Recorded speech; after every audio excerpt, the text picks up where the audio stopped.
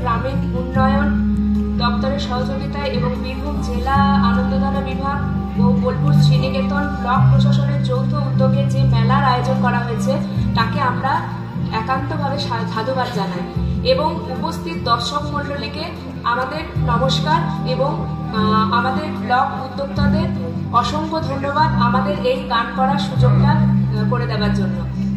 আর আমাদের এই মেলার সর্বাঙ্গীন সফলতা কামনা করি। আমরা ঐক্যতান শান্তিনিকেতন গোষ্ঠী। নমস্কার। আমরা 26শে